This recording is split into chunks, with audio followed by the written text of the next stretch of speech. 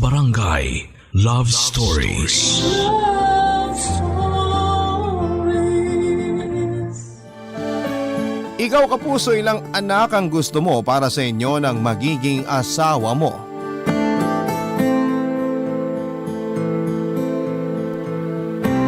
Dear Papa Dudut, magandang araw sa inyo at sa ating mga kabarangay. Tawagin niyo na lamang po ako sa pangalang Neri. Hindi ko po tunay na pangalan. 25 years old, nakatira dito sa Maynila at nagbabantay ng isang maliit na tindahan. Na-discover ko ang inyong programa na Barangay Love Stories nang lumuwas ako dito sa Maynila para magtrabaho. Ilang taon na rin ang nakakalipas at ngayon lamang ako nagkaroon ng lakas ng loob na sumulat sa inyo kahit alam ko na pwede akong mabash dahil sa kwentong ibabahagi ko sa inyo. Pero dahil ramdam ko na may aral po itong maiiwan sa ating mga kabarangay, ay nilakasan ko na ang loob ko na gawin ang liham na ito. Papadudot, laking probinsya talaga ako at hanggang high school lang din ang natapos ko. Marami po ako naging iba't ibang trabaho noon dahil hindi magaan ang buhay namin. Ulila na ako sa mga magulang at nakikitira sa bahay ng ate ko na may asawa at anak na rin.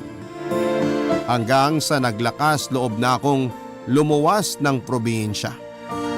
Mabuti na lamang at may pinsan po akong handang tumulong sa akin ng panahon na yon, Papa Dudut.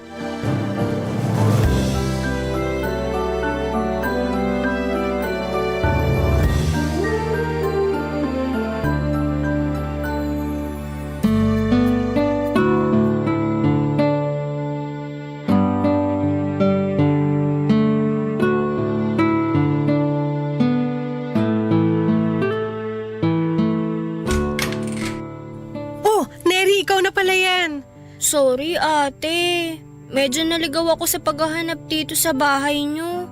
Magkakamukha kasi halos lahat ng mga bahay dito sa subdivision. Tapos magkakalayo pa. Kaya natagalan ako sa paglalakad at paghahanap dito sa address nyo. Ganito talaga dito, maraming naliligaw. Halika, pasok ka na. Salamat Ate Lorna. Parang ang konti naman yata ng dala mong gamit. Isang bag lang talaga? Oo, hindi rin naman kasi ako mahilig bumili ng mga damit kaya konti lang talaga ang mga gamit ko. Karamihan nga ng laman ng bag ko, mga importanteng papel ko lang din. Ay nako, buti ka pa. Matipid. Ako kasi napakagastos ko. Hindi ko mapigilan bumili ng mga bagong bag, sapatos, lalo na kapag gusto ko yung design. Turuan mo nga ako maging matipid. Sige ate, tuturuan kita. Madali lang naman yun. Lagi mo lang isipin na hindi mo naman magagamit lahat ng mga bibilihin mong gamit. Pero grabe, ang laki pala talaga nitong bahay nyo. Hindi naman masyado, sakto lang. Anong hindi masyado? Ito palang sala nyo. Kasing laki na halos ng pinagsamang sala, kwarto at kusina dun sa bahay ng kapatid ko. Maliliit naman kasi talaga ang mga bahay sa probinsya. Pero nakakamiss ang sariwang hangin doon ah. Sobra ate. Pagbaba ko pa lang ng bus kanina, halos maubo-ubo na ako dahil ang kapal at itim ng usok sa paligid. Ganun talaga rito. Masasanay ka rin sa paglipas ng mga araw at buwan na nakatira ka rito sa amin. Sweetheart, nakita mo ba yung relo ko? Di ko kasi mahanap sa kwarto natin eh. Ay oo, sweetheart.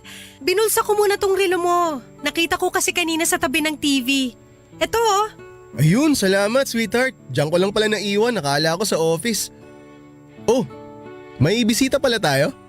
Ah, siya yung sinasabi ko sa'yo na pinsan kong galing probinsya. Si Neri. Neri si Arthur, live-in partner ko. Hi Kuya Arthur. Hi din, Neri. Sana magtagal ka rito sa bahay kasi may pagkatamad tong Ate Lorna mo eh. Uy, grabe ka naman sa akin. Aray, ang sakit naman ng hampas mo sa balikat ko, sweetheart. Ikaw kasi sinisiraan mo ako sa pinsan ko. Totoo naman yung sinabi ko ah. Marunong naman ako ng mga gawaing bahay, no? Hindi ko naman sinabi na wala kang alam pagdating sa mga gawaing bahay. Ang sabi ko lang, may pagkatamad ka. Magkaiba yun, sweetheart. Ewan ko sa'yo. Nakakatuwa naman po kayong mag-asawa. Ang cute niyo po maglambingan. Naku, Neri, wag mo na nga kaming pinupo. Kasi mukha namang ilang taon lang ang tanda namin sa'yo eh. Tsaka hindi pa naman kami totoong mag-asawa ni Lorna. Pero malapit na rin. May mga bagay lang kami na inaasikaso bago kami tuluyang magpatali sa isa't isa. Papa Dudut, may 5 taon ang tanda sa akin ng pinsang kong si Ate Lorna. Naging close kami noon dahil noong bata pa lamang kami madalas siyang nagbabakasyon sa probinsya. Nang maisipan ko nga na gusto kong lumuwas ng Maynila at magtrabaho dito ay nagbaka sakali lamang ako na pwede akong tulungan ni Ate Lorna kaya minessage ko siya sa Facebook. Sakto naman na naghahanap din sila ng kasambahay ng kinakasama niyang si Kuya Arthur. Kaya kaagad niyang sinabi na tutulungan niya ako. Siya nga rin na nagpadala ng pera para pandagdag sa pamasahe ko paluwas ng Maynila kaya malaki talagang naging pasasalamat ko sa kanya. Papadudot na nibago ako nang makarating ako sa Maynila lalo na sa mga appliances na meron sa bahay ni Ate Lorna. Sanay ako sa mga gawaing bahay pero hindi ako sanay na gumamit ng mga makabagong gamit kagaya ng rice cooker, microwave oven at kung ano-ano pa. Wala naman kasing mga ganong gamit sa kinalakhang kong buhay sa probinsya.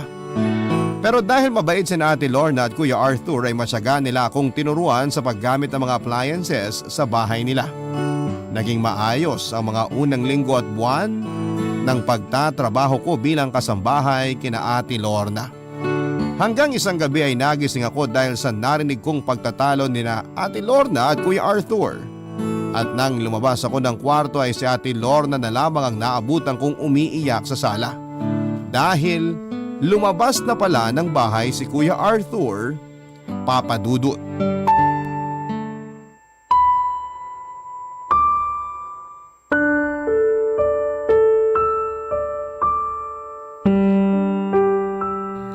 Ate Lorna, ito ang baso ng tubig.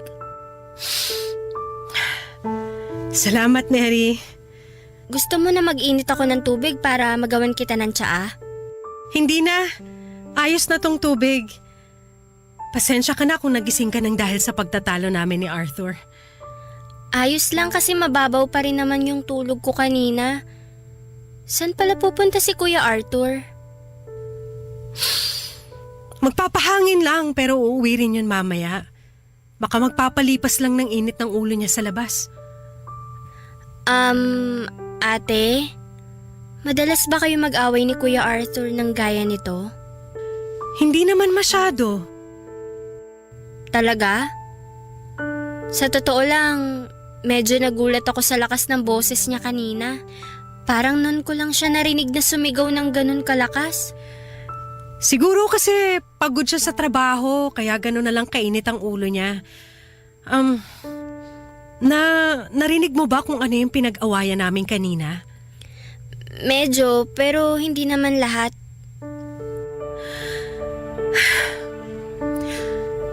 Tama naman kasi yung sinabi ni Arthur kanina. Kasalanan ko kung bakit hanggang ngayon wala pa rin kaming anak. Ano ba talaga nangyari, ate? Kung okay lang naman na malaman ko, pero kung ayaw mo magkwento, maiintindihan ko naman. Okay lang, Neri. Ang totoo pakiramdam ko, kailangan ko rin ng kausap ngayon eh. 4 years ago kasi, pilinano na talaga namin ni Arthur ang magkaroon ng anak. Kaya lahat ng payo ng doktor para makabuo kami ng baby, sinunod namin. Hanggang sa ayun, nagbuntis nga ako. Kaya lang, sumabay naman yun sa promotion ko sa trabaho. Nadagdagan talaga yung mga trabaho ko at nasa ika-4 na buwan na ako ng pagbubuntis nang makunan ako dahil sa pagod at stress. Nako, ate, sorry. Hindi na yata dapat ako nagtanong. Ayos lang talaga, Neri. Kasi ang tagal ko na rin dinadala to sa dibdib ko eh. Matagal na akong pinapahirapan nung nangyaring yun sa buhay ko. Pero hindi mo naman ginusto yung nangyari. Bakit sinisisi ka ni Kuya Arthur? Sinabihan na kasi ako ng doktor na mahina ang kapit ng bata at kailangan ko ng sapat na pahinga. Pero hindi ako nakinig kasi kakapromote ko nga lang sa trabaho. Hindi ko binitawan ang promotion na yon kahit na alam ko na mapanganib para sa baby na pinagbubuntis ko. Walang may gusto sa inyo na makunan ka, Ate Lorna. Pero may magagawa sana ako noon para maiwasan na mangyari yun. Ilang beses na rin kasi akong kinumbinsi ni Arthur na mag-resign sa trabaho pero hindi ko yun sinunod. Sinabi ko sa kanya na kaya kong alagaan ang sarili ko at ang baby namin na nasa tiyan ko. Sana mas nag-ingat ako para sa magiging anak namin. Pero bigo ako na magawa yun. Bigo ako na maingatan ang anak namin. Ate, maniwala ka sa akin. Wala ka talagang kasalanan sa nangyari kasi sigurado ko na ginawa mo pa rin ang lahat para maingatan ang pinagbubuntis mo. Naging pabaya kasi akong ina, Neri. Mas pinili ko ang trabaho ko kaysa sa magiging anak namin dapat ni Arthur. Mas pinili ko ang sarili ko kaysa matuloy ang masayang pamilya na matagal na namin gustong matupad. Pwede pa namang matupad yun, ate. Naniniwala ako na basta marunong tayo magdasal, ibibigay ng Diyos sa atin ang alam niya na gusto nating makuha. Kaya huwag kang mawala ng pag-asa. Ewan ko, hindi ko na alam.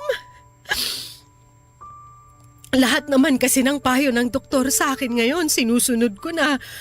Pero wala pa rin. Hindi pa rin ako mabuntis-buntis ulit. Alam mo, pakiramdam ko nga, yun ang dahilan niya kung bakit hanggang ngayon, hindi niya pa rin ako pinapakasalan. Kasi gusto niya na magkaroon muna kami ng anak bago kami tuluyang manumpa ng pagsasama habang buhay. Pero, paano kung hindi ko na yun maibigay sa kanya? Paano na ako kapag iniwan niya ako kasi wala na talaga akong kakayahan na magkaanak? Neri, hindi ko yata kakayanin na mawala siya sa buhay ko. Hindi ko kaya. Hindi ko kaya.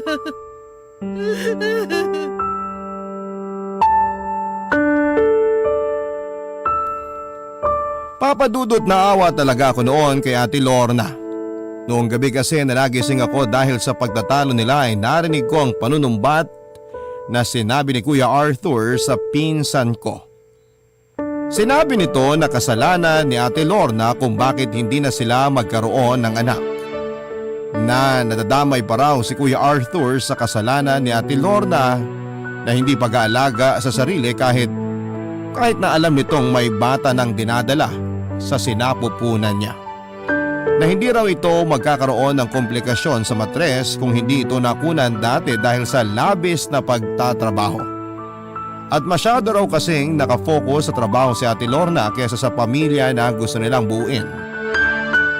Papadudod sinabi sa akin ni Ate Lorna na pinagsisisihan na niya ang ginawa niyang yon at gusto niya talaga na magkaroon sila ng anak ni Kuya Arthur. Sinunod naman daw niya ang lahat ng bilin sa kanya ng doktor pero bigo pa rin siya na mabigyan ng anak si Kuya Arthur.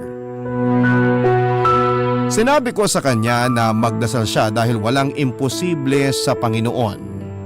Ibibigay ng Panginoon papadudod ang lahat ng tulong at lahat ng kanyang minimithi kung siya po ay mananalig lamang. Sa tamang panahon, darating ang biyaya at kagustuhan nila na magkaroon ng anak. Barangay Love Stories. Barangay Love Stories. Papadudot kagad din namang nagkaayos na Kuya Arthur at Ate Lorna. Kagaya ng nakwento ni Ate Lorna ay madalas lang na ganon si Kuya Arthur kapag lasing ito o kaya ay stress sa kanyang trabaho. Doon madalas na nauungkat ang nakaraan nilang dalawa lalo na ang tungkol sa pagkamatay ng baby nila. Pero kapag lumipas na yon ay si Kuya Arthur din mismo ang nakikipagayos kay Ate Lorna. Doon ko nakita na mahal din talaga siya ni Kuya Arthur dahil sa kabila ng nagawa ng pinsan ko ay binabalikan pa rin siya nito. Papadudot mahigit 1 taon na akong nagtatrabaho kina Ate Lorna nang makilala ko si Alexis. Nagtatrabaho siya bilang driver sa isang pamilya na nakatira malapit lang din sa amin. Nagkapalagayan kami ng loob hanggang sa maging boyfriend ko na siya, Papa Dudut. May itsura din po si Alexis. Singkitin ang kanyang mata, moreno at matipuno ang pangangatawan. Tumagal din ang mahigit kalahating taon ng relasyon naming dalawa hanggang sa mabuntis ako. Kaya lang nang malaman niya yon ay sinabi niya sa akin na hindi pa siya handang magkaanak. Sinisi niya pa ako at sinabihan na dapat daw ay nag-iingat ako para hindi ako nabuntis. At pagkatapos ng araw na yon ay hindi ko na siya muling nakita o nakontak pa, Papa Dudut.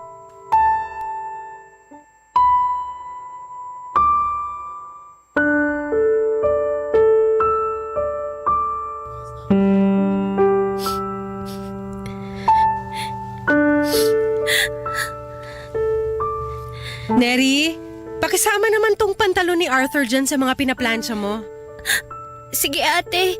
Yung blouse ko pala na kulay pula, nasama mo ba sa mga nilaban mo kaninang umaga? Oo ate. Nasama ko na yun sa mga nilaban ko. Ah, sige. Baka kasi gamitin ko bukas. O nga pala, pumunta ka sa palengke mamaya pagkatapos mo magplansya.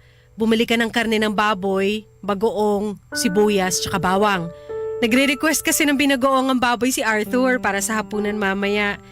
Pero ako naman ang magluluto, kaya makakapagpahinga ka pagkatapos mong mamalengke. Okay, sige.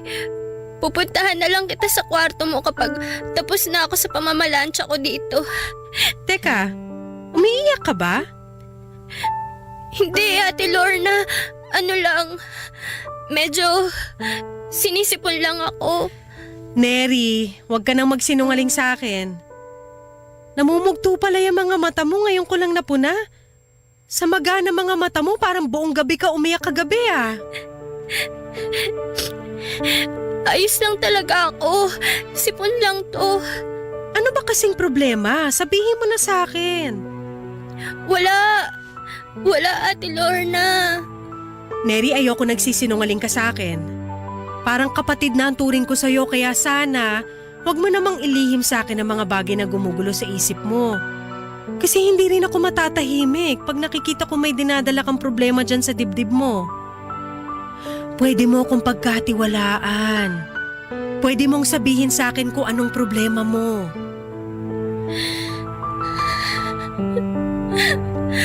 Ano kasi, ate?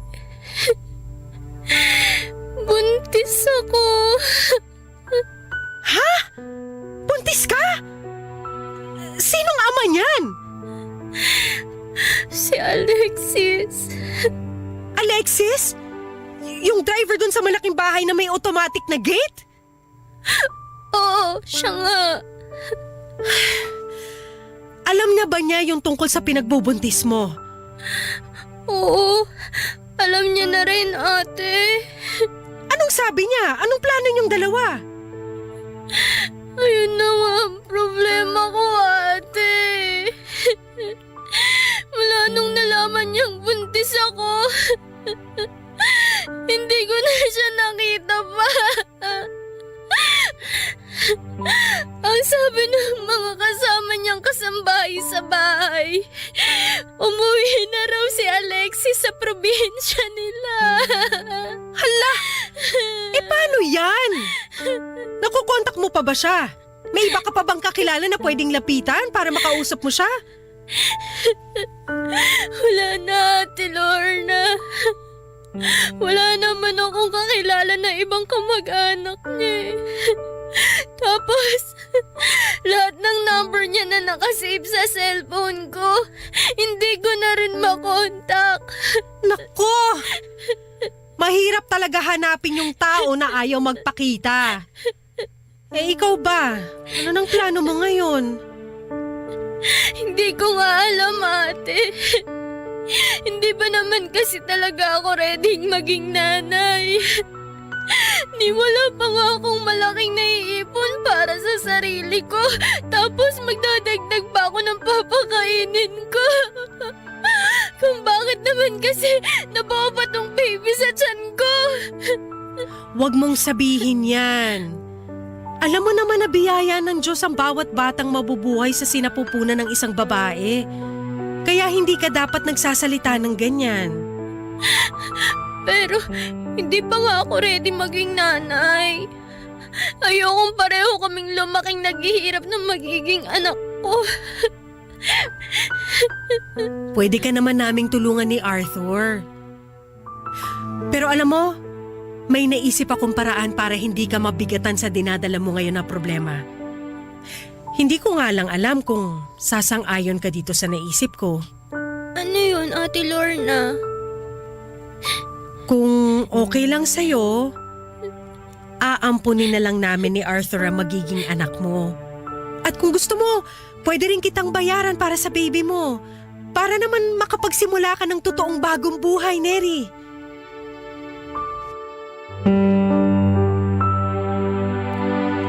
Papadudot na gulat ako sa biglang inalok sa akin ni Ate Lorna.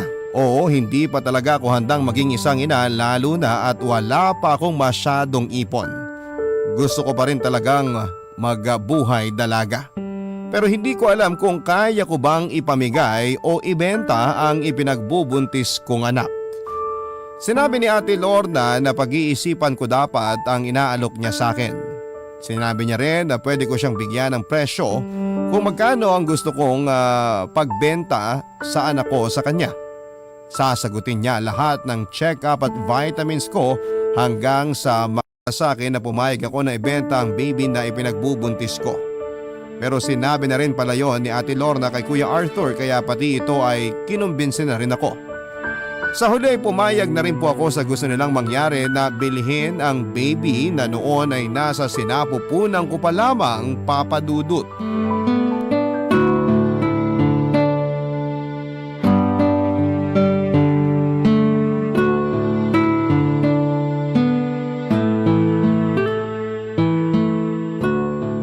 Hindi pa ba gising si Neri? Hindi pa. Kaya nga ako na rin ang nagluto ng almusal ngayon kasi alam ko na maaga ang pasok mo sa trabaho. Nandyan na nga pala yung kape mo sa lamesa. Hindi na nga lang masyado mainit yan kasi kanina ko pa sinalin yan sa tasa mo mula sa coffee machine habang naliligo ka kanina. Gusto mo ikuha na lang kita ng bago? Naku, wag na. Okay na to. Salamat. Nagmamadali na rin ako kasi may maaga akong client meeting ngayon. May binigay nga palang bagong vitamin si Doktora kay Neri kahapon. Ininom na rin niya kagabi kaya siguro napasarap yung tulog niya. Hinayaan ko na rin. Alam ko naman na makakabuti sa baby niya yung mahimbing na pagtulog. Tama ka dyan, sweetheart. Tsaka bumabawi naman siya sa mga gawaing bahay kapag gising na siya. Alam mo, sweetheart, sobrang excited na talaga ako sa magiging anak natin. Ako rin. Buti nga pumayag ka kaagad nung sabihin ko sa'yo na gusto kong ampunin natin yung pinagbubuntis ni Neri. Siyempre papayag ako.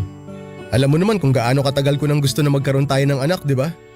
At least ngayon, manggagaling pa sa mismong pinsan mo yung baby at hindi kung kanino lang, di ba? Yan din talaga ang nasa isip ko. Magkakaroon na tayo ng anak tapos matutulungan pa natin si Neri na magsimula ulit sa buhay niya. Ay, sweetheart, kailangan ko na palang umalis kasi baka malate pa ako sa meeting. Babaunin ko na lang yung sandwich na ginawa mo. Sa office ko nakakainin. Okay, sige. Sakto naglagay na ako ng isa dito sa lalagyan. Eto na, sweetheart. Nandito na rin sa bag, pati yung lunch mo mamaya. Thank you, sweetheart. Alis na ako ha. Pakis nga. Mwah! Bye! See you later! Ingat ka, sweetheart ha. Bye! Magigising na rin siguro yun si Neri. Salinan ko na nga siya ng kape. Good morning, Kuya Arthur. Oh! Good morning din. Mabuti naman at gising ka na, Neri. Upo ka na dito. Sakto, ito na yung kape mo. Hindi ko na nilagyan ng gatas yan. Alam ko kasi na black ang gusto mo sa kape. Naku, salamat po. Nakakahiya naman, kayo pa ang nagtimpla ng kape ko.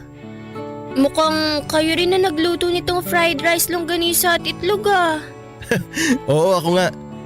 Wala kasi akong pasok ngayon sa trabaho. Maaga ako nagising kanina, kaya nagluto na rin ako. Thank you talaga, Kuya Arthur. Sorry kung tinanghali ako ng gising. Maaga naman ako natulog pero grabe yung lalim ng tulog ko. Kasi hindi ko namalayan yung tunog ng alarm ng cellphone ko. Epekto siguro yan ng bagong vitamins na binigay sa'yo ni Doktora kahapon. At teka, lalagyan ko na ng fried rice at ulam tong plato mo ha. O ayan, kain ka na. Salamat kuya.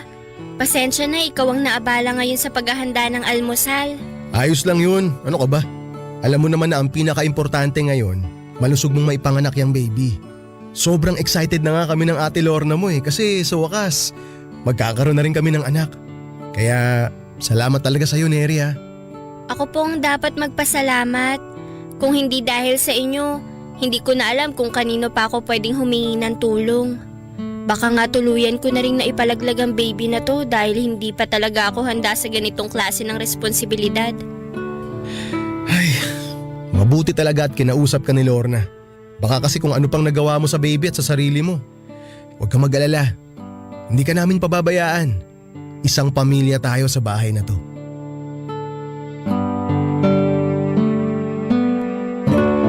Papadudot nagkwento pa noon si Kuya Arthur kung gaano niya kagusto ang magkaroon ng anak.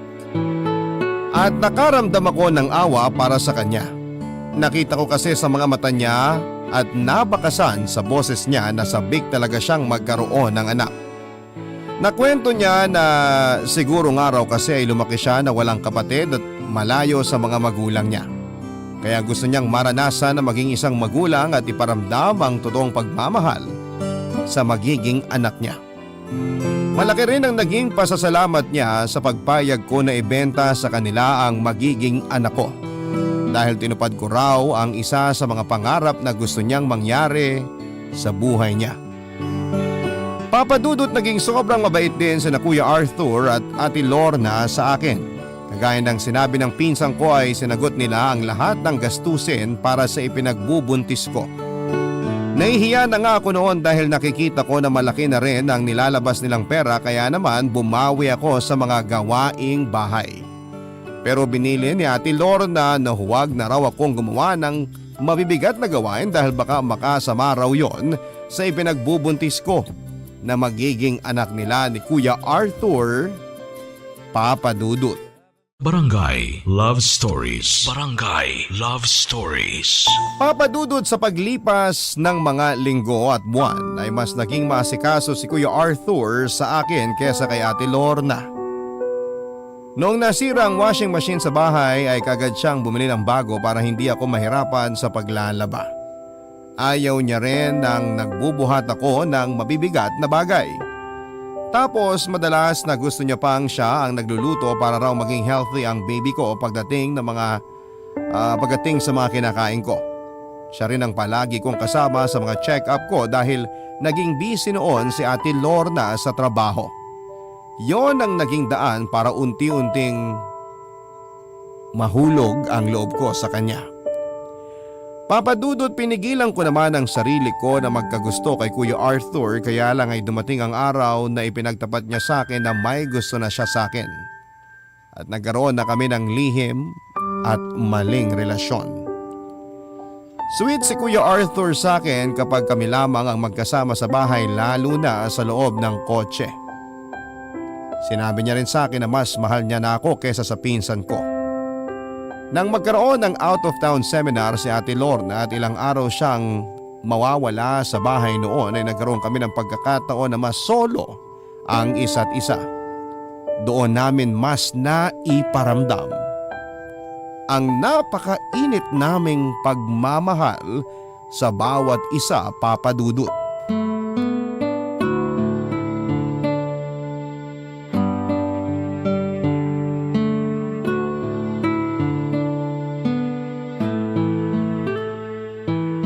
Uy, ang bango naman ng niluluto mo, Neri. Ginisang munggo lang naman to. Teka, papatayin ko lang yung apoy sa kalan kasi luto na to. Ang aga mo yata nakauwi ngayon galing sa trabaho. Inagahan ko talaga kasi gusto ko na masolo kita kahit sandali lang. Pakis nga ako rito. Kuya Arthur, wag mo akong halikan sa leeg ko, nakikiliti ako. Ay, sorry. Ang bango mo kasi kaya hindi ko tuloy napigilan na halikan ka sa leeg. Akala ko ba itong niluluto ko yung mabango? Siyempre mas mabango ka. Kaya nga, pwede ba itigil mo na yung pagtawag mo sa akin ng kuya?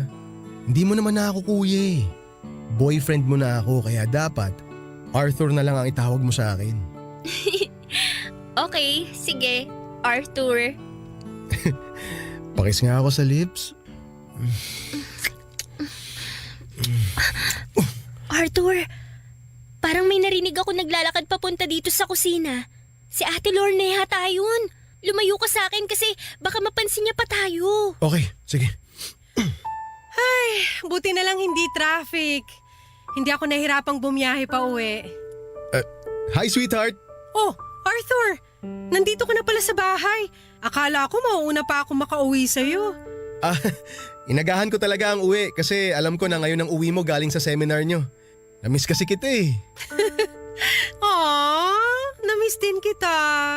Payakap nga ako sa sweetheart ko. Sige pa. Ito, yayakapin kita ng mahigpit kasi malakas makawala to ng pagod. Miss na miss kita. Sweetheart. Oo nga, Neri. Dapat hindi ka na masyado nagkikikilos. Huwag ka na rin masyado magluto para hindi ka mapagod. Pwede naman kaming umorder na lang ng pagkain natin. Ayos lang. Hindi naman ako mabilis mapagod. At hindi rin ako sanay na hindi masyadong kumikilos dito sa bahay. Okay, ikaw ang bahala. Basta iingatan mo ang baby namin ha. Alam mo naman na sobrang excited na kami ni Arthur sa magiging anak namin. O siya, maghain ka na. Magpapalit lang ako ng pambahay. Sige, Ate Lorna. Papa Dudut, nagigilty din naman ako dahil sa maling relasyon namin ni Arthur. Lalo na at napakalaki na ng utang na loob ko kay Ate Lorna. Naging sobrang mabait siya sa akin kahit sa umpisa pa lamang na hindi ko pa ipinagbubuntis ang baby na bibilhin niya sa akin. Alam ko rin na mabuti siyang tao dahil never niya akong pinakitunguhan ng hindi maganda. Madalas nga rin siyang nagpapadala ng pera sa mga kamag-anak namin sa probinsya na humihingi ng tulong sa kanya. Kaya nga siya rin ang unang pumasok noon sa isipan ko na hinga ng tulong nang gusto kong lumuwas ng Maynila para magtrabaho. Pero wala eh. Minahal na talaga ng puso ko si Arthur at mas natatalo ng pagmamahal na yon ang konsensya na nararamdaman ko. Palagi rin kasing sinasabi sa akin ni Arthur na seryoso na siya sa kung anuman ang relasyon na meron kami noon. At mas mahal niya na rin ako kesa sa pinsan ko. Kaya naman umaasa na talaga ako na sa huli ay ako ang pipiliin ni Arthur na mas makasama kesa kay Ate Lorna, Papa Dudut.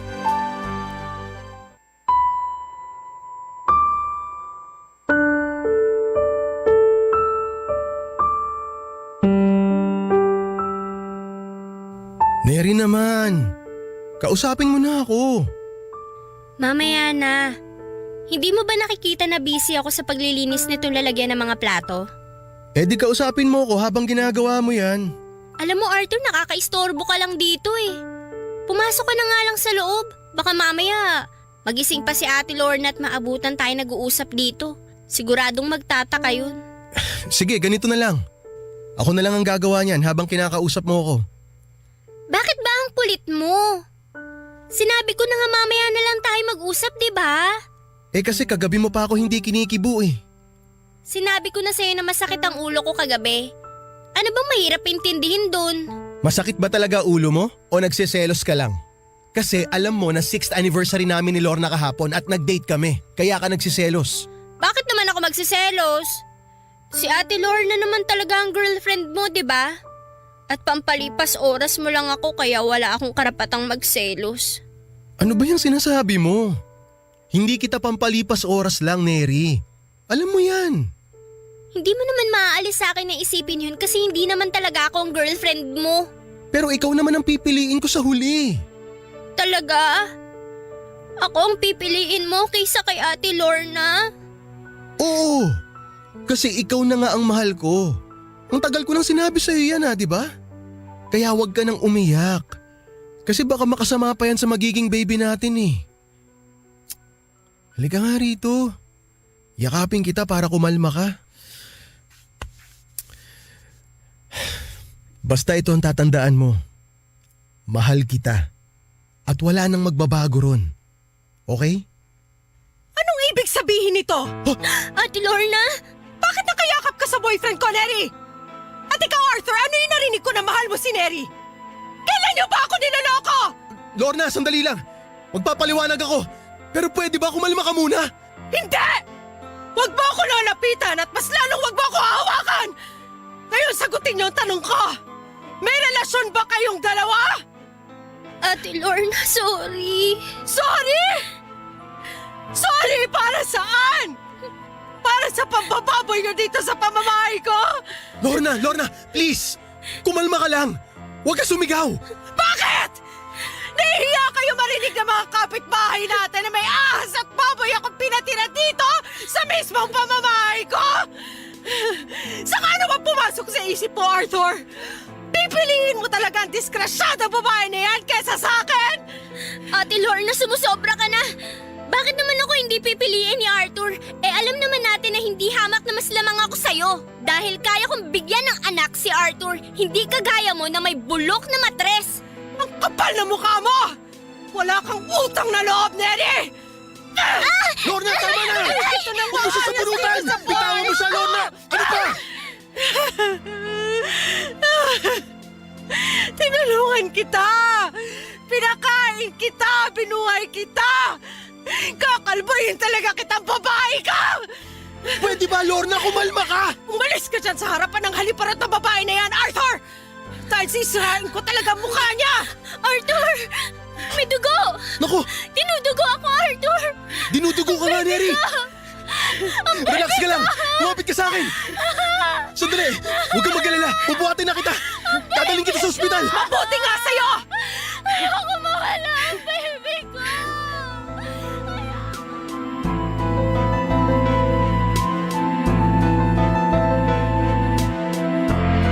Papadudot nang makita ni Ate Lorna na dinudugo na ako ay tinigilan na niya ang pagsisigaw at pananakit sa akin.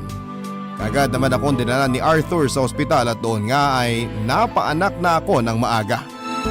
7 buwan pa lamang kasi akong buntis noon kaya isinilang ko ang anak ko ng kulang sa buwan.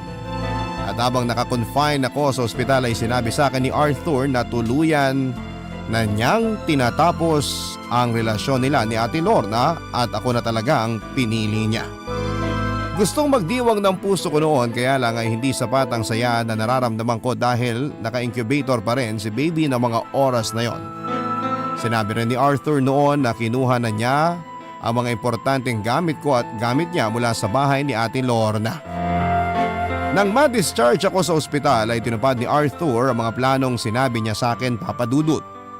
Umupa siya ng hindi kalakihang bahay na para sa aming dalawa kaya nga lang nalaman din ng ibang kamag-anak namin ang ginawa ko na pangaagaw sa partner ng pinsang kong si Ate Lorna. Kaya naman marami ang nag-message sa akin sa Facebook at nag-text ng hindi magagandang bagay dahil sa mga ginawa ko. Sinabi naman sa akin ni Arthur na huwag na lamang pansinin ang mga yon dahil ang mahalaga, kaming dalawa na ang magkasama ng mga oras na yon. Papadudot mahigit 1 buwan nang naka-incubator ang baby ko nang tuluyan siyang bawian ng buhay. Hindi na raw kinaya ng katawan niya ang lumaban, sabi ng doktor. At napakasakit ng pangyayaring yon para sa akin pati na rin kay Arthur. Umasa kasi siya noon na magkakaroon na siya ng anak.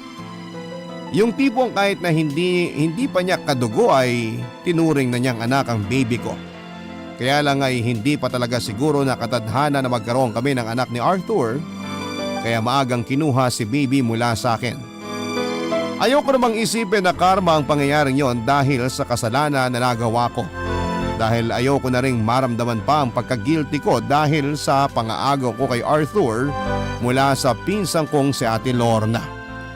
Sa ngayon, Papadudot, halos 3 taon na kaming nagsasama ni Arthur pero hindi pa rin ulit ako nabubuntis.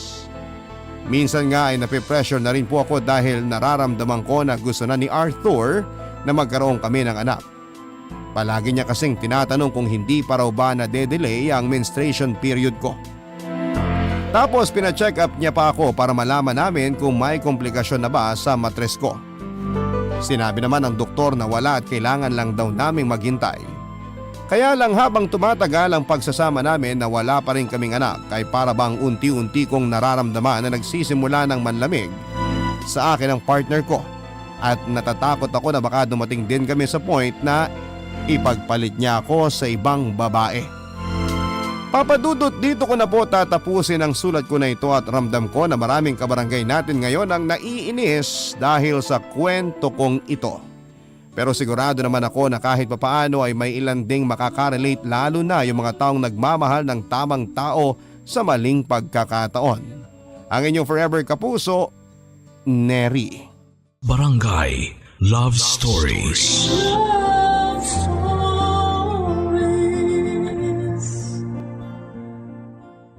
Barangay LS 97.1. 97.1. Number 1. Forever. Kabarangay, i-share mo ang iyong barangay love stories. Sabay-sabay nating pakinggan ang iyong kwento ng pag-ibig, buhay at pag-asa. Ipadala lang sa barangaylovestories@yahoo.com. Mga kwento ng pag-ibig, kwento ng pag-asa at mga kwento ng buhay dito sa Barangay Love Stories. Love Stories.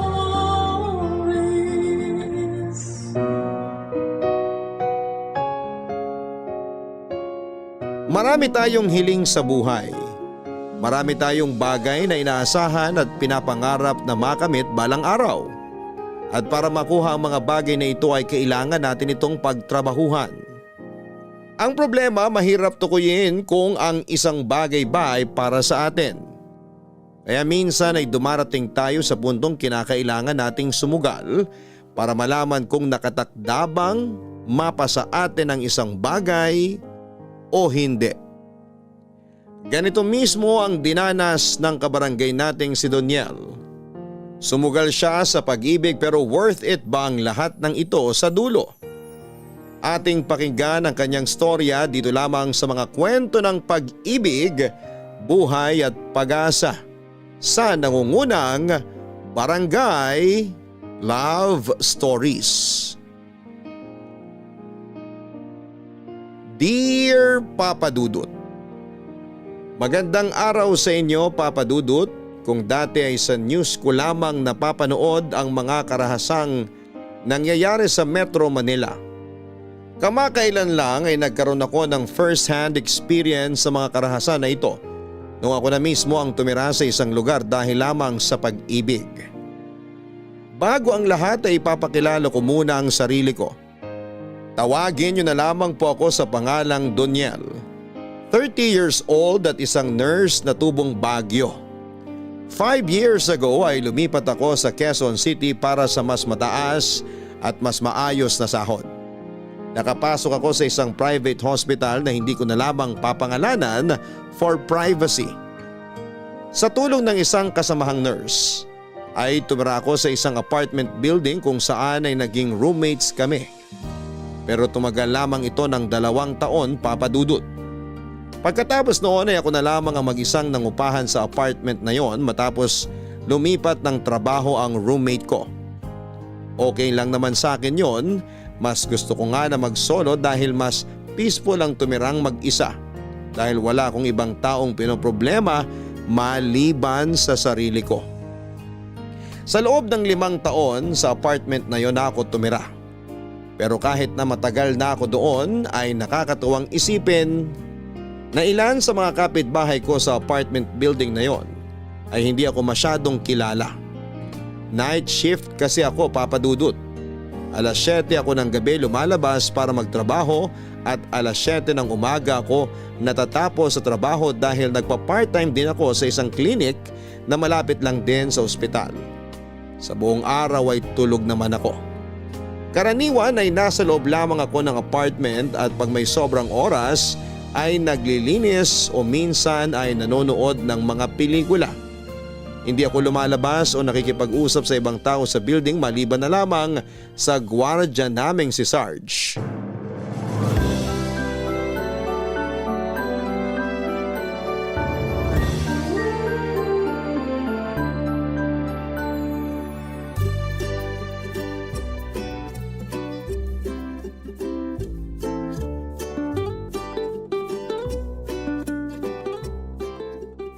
Sarge, O Daniel, baga kang umuwi ngayon ah.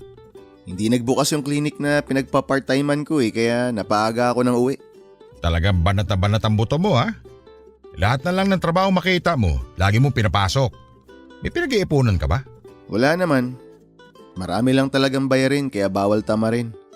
Ang mahal pa naman ng cost of living dito sa Metro Manila. Sinabi mo pa. Kulang na kulang ang 20 mil para sa isang buwan. Mabuti nga ikaw, sulo ka lang eh. Wala ka pang pamilya na binubuhay, di tulad ko. Hirap nga ng buhay ngayon eh. Sobrang taas na ng mga bilihin. Ang laki kasi ng problema ng mundo kaya lahat nagmamahal. Akala ko nga kaya doble-doble ang trabaho mo kasi nag-iipon ka na para magbuo ng pamilya. Malabo pang mangyari yan. Wala nga akong girlfriend eh. Pamilya pa kaya. Ba't ba kasi wala ka pang girlfriend hanggang ngayon?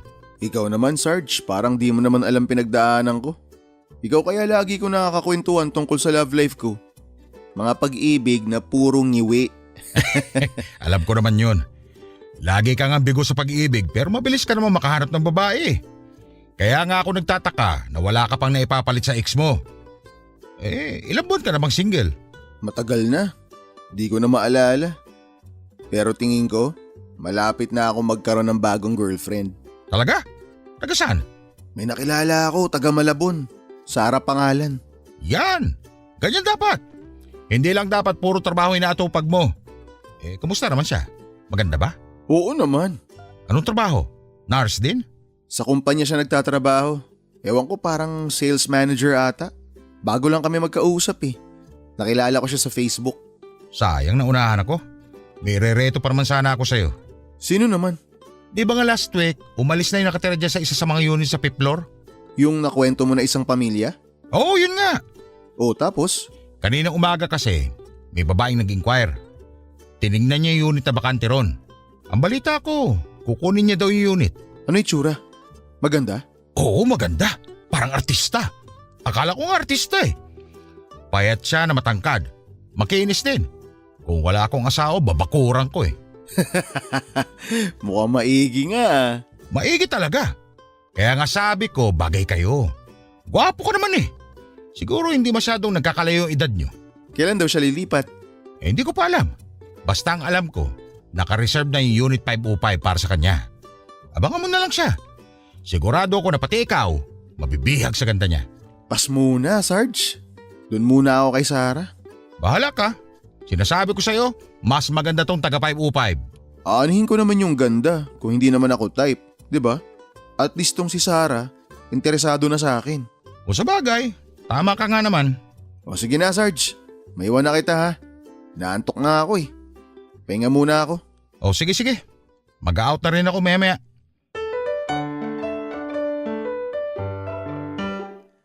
Papadudot, merong 10 palapag ang apartment building na tinitirhan ko. Para sa tenant sa isang unit na mag-isa lamang na nangungupahan ay sulit na ang 13,000 pesos a month na renta at bayad sa kuryente at tubig. Kasama na rin doon ang wifi at iba pang mga bayarin. May 2 na itong bedroom, isang CR at kitchen. Meron din itong maliit na balcony kung saan ako karaniwang nagsasampay ng mga nilabhan ko. Sa second floor ako nakatira, papadudot, at masasabi ko namang tahimik at mababait ang mga nangungupahan sa palapag namin. Kaya rin ako nagtagal sa unit ko dahil mabait ang nagmamay-ari ng building. Walang kaso sa kanila kahit na paminsan-minsan ay nadedelay ako sa pagbabayad sa kanila. May mga pagkakataon na tuwing lumuluwas ang mga kamag-anak ko mula sa Baguio ay sa apartment na sila dumediretso para maki-overnight. Sa apartment din karaniwang tumatambay ang mga katrabaho ko sa ospital dahil malapit lamang ito sa ospital na pinagtatrabahuhan ko. Ang apartment ko na rin po ang naging piping saksi sa mga heartbreaks ko, Papa Dudut.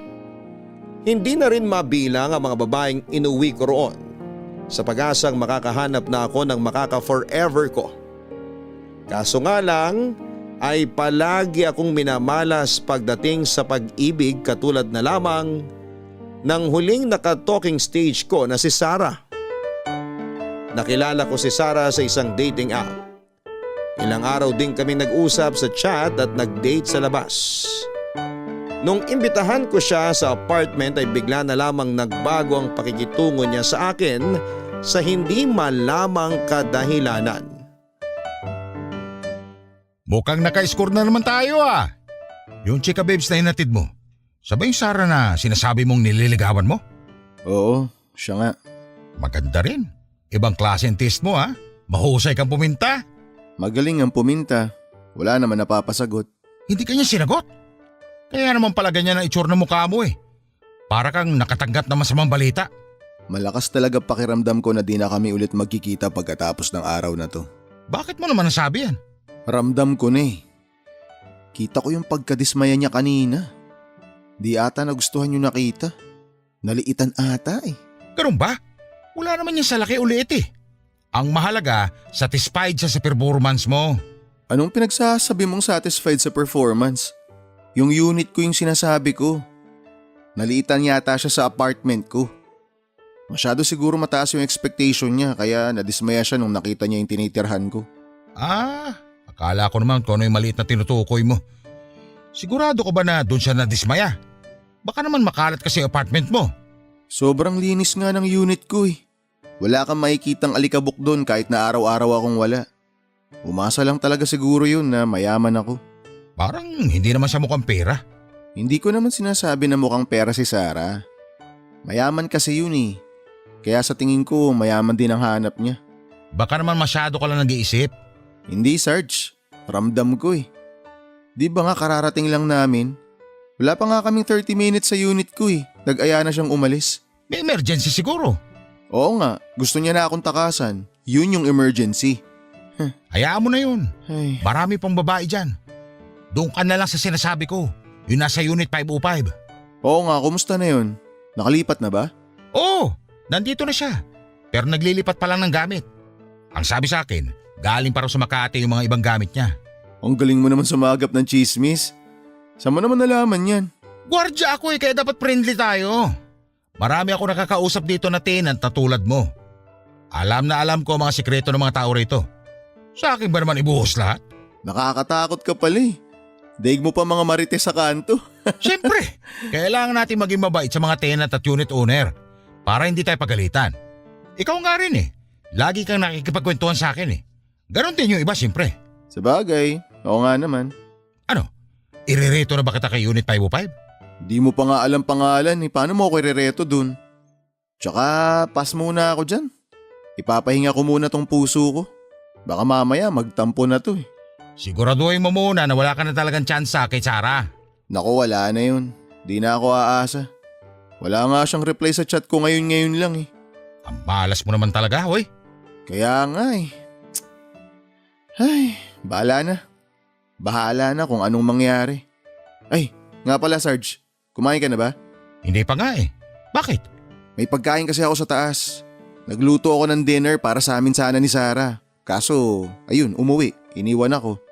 Sayang naman, di ko mauubos yun. Ayun, sakto! Kumakalam na tong tiyan ko eh. Akit lang ako sandali Sarge, babalot ko yung pagkain tapos baba ko agad dito sa'yo. Matapos ang gabing yon, ay hindi na nga ulit nagpakita sa akin si Sarah, Papa Dudut. Inamin niya sa akin na ibang klase ng lalaki raw ang hinahanap niya at hindi ako yon. Malayo raw kasi ang estado ko sa ine-expect niya. Akala siguro niya, Papa Dudut, ay mayaman ako kaya siguro bigla siyang umurong matapos niyang makita ang unit na inuupahan ko. Hindi naman talaga ako mayaman.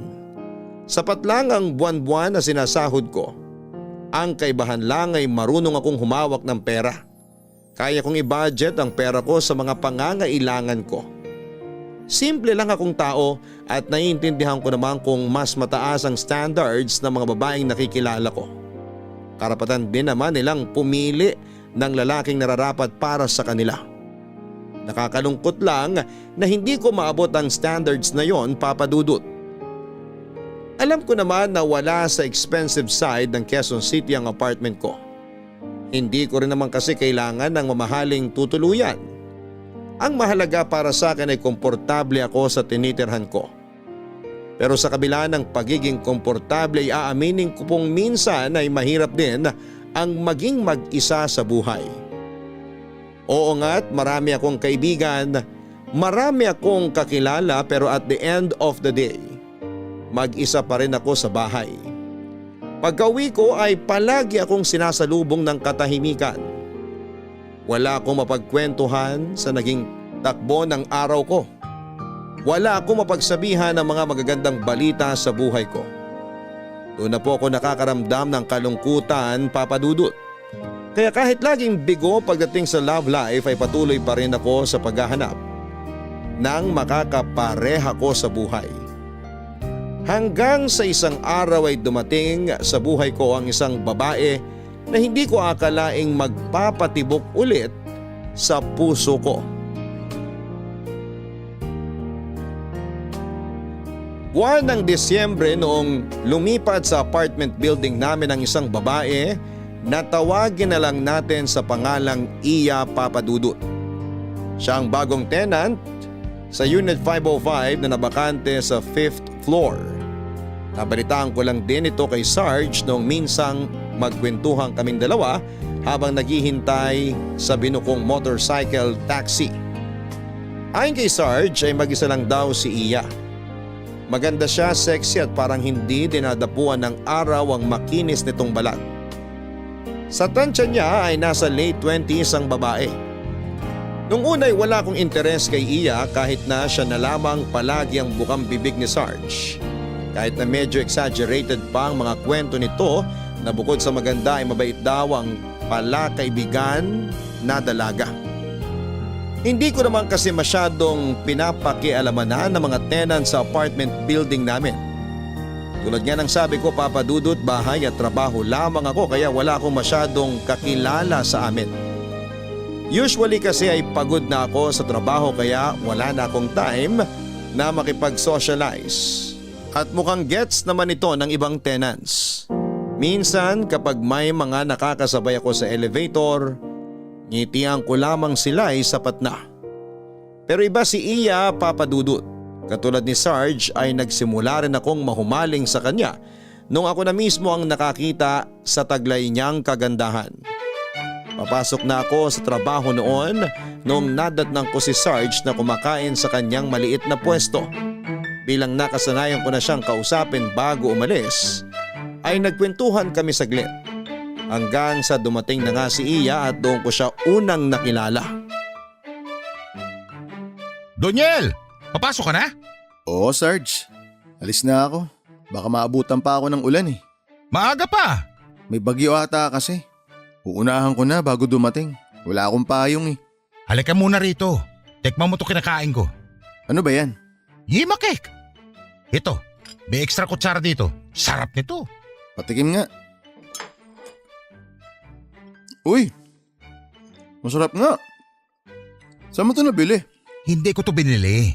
Bigay ito ni Ma'am Iya. Sino Iya? Yung bago lipat sa Unit 505. Yung babaeng sinasabi ko sa'yo na irereto ko dapat. Ah, Iya ba pangalan nun? Ibang klase ka talaga, Sarge. Galing mong kumuha ng impormasyon ah.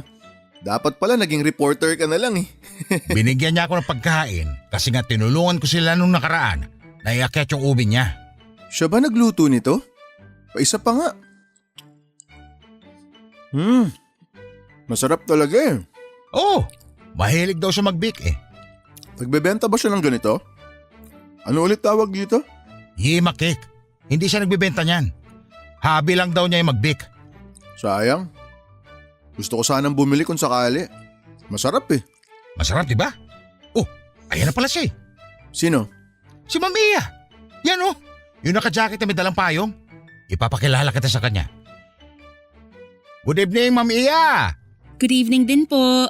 Kamusta po lakad nyo? Okay naman. Pagod. Ano palang masasabi niyo sa yema cake na ginawa ko? Di mo ata kinain eh. Nako, sobrang sarap ma'am. Ito nga oh, nilalantakan na namin ni Doniel. Ganun ba? Nakakatuwa naman at nagustuhan niyo. Ipapakilala ko pala sa itong kaibigan ko ma'am. Ito po si Doniel. Hello. Hello po. Ang sarap po ng yema cake nyo. Totoo ba? Sinasabi niyo lang yata yan para hindi ako mapahiya eh. Hindi po, masarap talaga. Promise. Sakto yung tamis. Malasa yung mismong cake tapos sobrang lambot pa. Naku, salamat. Inaayos ko pa yung recipe niyan eh. Tinatanong ko nga tong si Sarge kung nagbebenta ba kayo nito. Sabi niya hindi raw. Hindi nga. Napasobra lang kasi yung binake ko kaya pinamigay ko na lang. Mahilig lang talaga akong mag-bake ng pastries. Sayang naman. Pero ipagbibake kita kung gusto mo. Gusto mo ba? Naku, wag na ho, nakakahiya naman. Walang problema yun. Kapag hindi ako busy, ipagbibake kita ng yema cake. Taga rito ka ba? Taga rito rin yan ma'am. Sa Unit 201 siya. Single at naghahanap ng girlfriend. Huy Sarge, tumigil ka nga. Talaga ba? Tinatanong niya nga kung single din kayo para… Sarge, sabi ng itikom yung bibig mo eh. Ano ba Pards? Huwag mong takpan ng bibig ko. Ayun nga ma'am Iya. Tinatanong niya kung single pa kayo. Para sana ligawan ka niya. Wag po kayo maniwala sa mga pinagsasabi nito ni Sarge. Nagjo-joke lang po siya. Palabiro ka pala, Sarge eh. O paano? Mauna na ako sa inyo. Maiwan ko na kayong dalawa ha. Sige ma'am. Salamat ulit dito sa Yema Cake ha. Bye po. Ang ganda nga niya, Sarge. Sabi sa'yo eh. Ano? Type mo? Hindi lang type. Type na type. Dumaan na mga araw. Hindi na nawala sa isipan ko si Iya at tunay nga nakakaiba ang karisma na meron siya. Para akong nahihypnotize tuwing nakakasulubong at nakakausap ko siya, Papa Dudut. Minsan nga ay hinahabaan ko pa ang pagtambay sa pwesto ni Sarge para lamang makita ko siyang pumasok sa trabaho. Tumatambay ulit ako sa gabi doon para naman maabangan ko siya sa pag-uwi niya. Para nga akong isang fan noon na nag-aabang sa idol ko. Hindi ko inakala na isa rin ako sa mabibihag ng ganda ni Iya. Pero mas hindi ko inaasahan na bibigyan niya rin ng pansin ng isang tulad ko. Ilang linggo pagkatapos ng unang pagkikita namin ni Iya ay isang paper bag ang nadatnang ko sa harap ng apartment ko. Laman nito ay yema cake na ipinangako sa akin ni Iya. Kalakip ng yema cake na nakalagay sa maliit na plastic tube ay isang sticky note na may nakadrawing na heart at sa ibaba nito ay nakasulat ang pangalan niya. Sobrang kinilig ako, Papa Dudut, na hindi nalimutan ni Iya ang pangako niya sa akin. Sinulit ko ang pinadala niyang yema cake na daig pa ang mga gawa mula sa mga sikat na bake shop. Malambot ito na parang ice cream na natutunaw kapag kinain mo. Hindi rin masyadong matamis kaya hindi nakakaumay. Hindi generic ang lasa, may kakaiba rito na hindi ko masabi kung ano dahil hindi naman ako pastry chef. Basta ang alam ko lang ay kakaiba ito at mas masarap kesa sa ibang yema cake na natikman ko. Bilang pasasalamat ay bumili ako sa labas ng pasalubong pagkatapos ng trabaho. Sans rival ang ibinigay ko kay Iya na nilagay ko rin sa paper bag na may kasamang sticky note letter. Iniwan ko ito sa apartment niya na ayon kay Sarge ay nasa 5th floor, Unit 505. Nagustuhan ito ni Iya, Papa Dudut, at sa sumunod na araw ay ulam naman ang sunod na ibinigay niya sa akin. Dahil doon ay nagsimula kaming maging close sa isa't isa. Hi Iya, good morning. Uy, Doniel! Good morning din. Kakauwi mo pa lang galing work? Oo, ikaw, papasok ka na? Hindi, kakauwi ko lang din. Ganun. Saan ka galing? Sa labas, kasama mga kaibigan ko. Mukhang inumaga na kayo ah. Napasarap yung kwentuhan namin kaya napa-overnight na. Naka-check-in kasi sila sa isang hotel para mag-staycation. Sana all may time magbakasyon. Wala ka bang work ngayon? Wala, off ko. O sakto, mukhang mare-renovate mo na sa wakas yung apartment mo.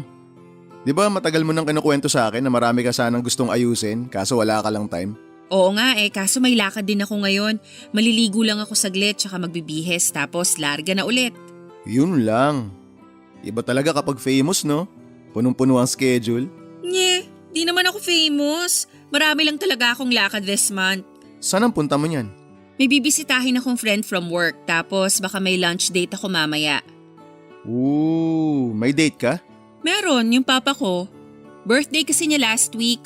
Ngayon lang ako makakabawi kasi lumuwas pa siya galing probinsya. Akala ko may date ka kasama boyfriend mo. Ano ka ba? Wala naman akong boyfriend.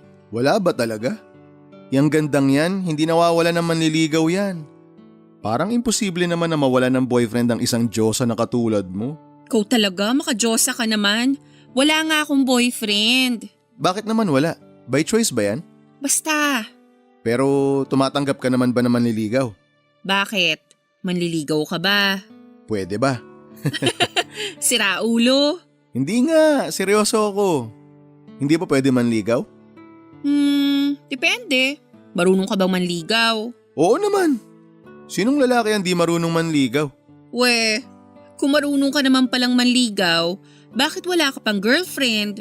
Aray, personal ang banat ah. Sakit naman ang pagkakasabi mo nun. Sorry, curious lang ako. Cute ka rin naman, so bakit wala kang girlfriend? May mga niligawan naman ako pero sabihin na lang natin na hindi ako pasok sa standards ng mga babaeng niligawan ko. Grabe naman standard nila. Ano bang hanap nila? Yung kumikinang-kinang na parang ginto? Ewan ko nga eh. Ikaw ba? Ano bang hanap mo sa lalaki? Hay nako, Doniel. Saka mo na gawin yan kapag hindi na tayo busy. Late ka na sa trabaho mo Okay lang malate, basta ikaw ang dahilan. Paano naman ako? Malilate na rin ako sa pupuntahan ko. Ay, sorry. Oo nga pala. Sige na, akyat ka na. Ako naman, papasok na sa trabaho. Sige, ingat ka. Ikaw rin.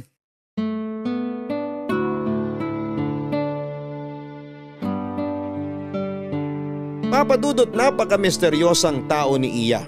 Ilang beses na kaming nakapag-usap pero ako lang palagi ang nagkukwento sa buhay ko. Hindi siya masyado nagbibigay ng impormasyon tungkol sa sarili niya. Basta ang alam ko lang ay nagtatrabaho siya sa isang opisina sa Marikina. Pangatlo siya sa 5 magkakapatid at nakatira ang pamilya niya sa Iloilo. Pangarap niyang maging chef at ang hilig niya noong mga panahong yon ay ang mag-bake. Maliban sa mga nabanggit ay wala na akong masyadong alam sa buhay niya. Ayoko rin namang magbukang staff galing HR department na tanong ng tanong sa background niya. Kaya hinayaan ko na lamang na si Iya na mismo ang mag-open sa akin ng mga bagay na tungkol sa buhay niya. Papadudot, hindi ko alam kung masyado lamang akong assuming pero tuwing nagkakausap kami ni Iya ay sinasabayan niya ang pakikipag-flirt ko sa kanya. Minsan ang mga biruan namin pati na rin ang pasimpleng harutan ay nakakalito na rin. Hindi ko kasi alam kung nagbibiruan pa ba kami tungkol sa feelings namin o totohanan na ba yon. Pakiramdam ko talaga ay sobrang lakas ng chemistry naming dalawa, Papadudot. Sabi nga sa akin ni Sarge ay bagay daw ako kay Iya. Dahil dito ay mas lumakas tuloy ang loob ko na pormahan siya. Isa pa, Papadudot, ay nahahalata ko rin sa mga galaw ni Iya na parang may gusto rin siya sa akin. Iba kasi ang ugali niya kapag kasama niya ako kumpara kapag iba ang kasama niya. Dahil sa mga naoobserbahan ko pagdating sa kinikilos niya. Feeling ko ay malaki naman ang chance ko sa kanya. Kaya naman hindi na ako nagpatumpik-tumpik pa at binakuran ko na siya. Papadudot, walang maayos na naging sagot sa akin si Iya noong nagtapat ako na gusto ko siyang ligawan. Pero kahit na ganoon ay tinanggap pa rin naman niya ang pasimpleng diskarte ko sa kanya. Kahit na hindi umamin ay malakas pa rin ang pakiramdam ko noon na may gusto rin siya sa akin. Patuloy pa rin kasi siyang nakikipagkita sa akin at nakikipag-usap na para bang gusto rin niya ang atensyon na ibinibigay ko sa kanya.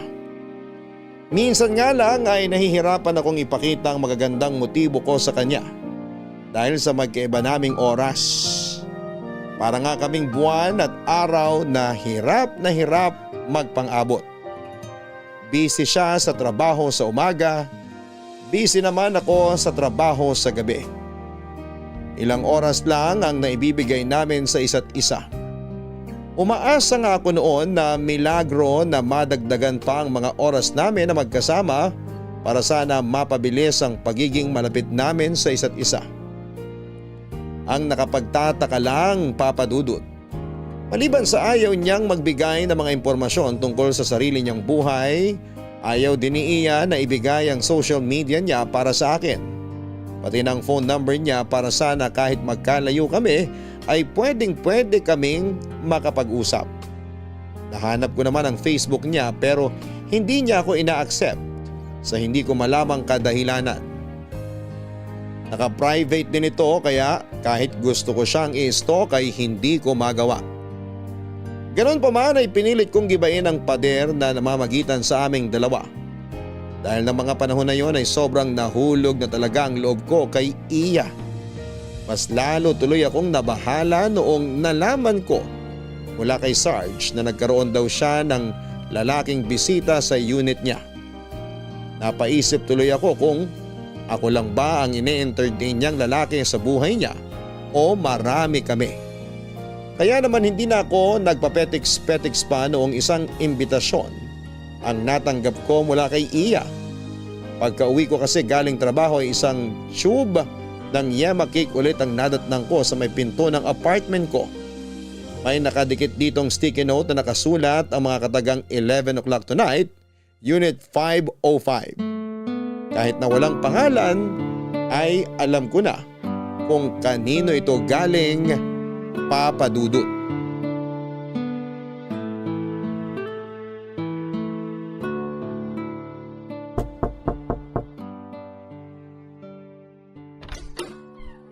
Iya, nabasa ko yung note mo. Shh! Huwag kang maingay. Ay, sorry. Na-excite lang. Halika, pumasok ka. Maupo ka muna dyan sa sofa. Salamat. Hanap ka na lang ng pwesto.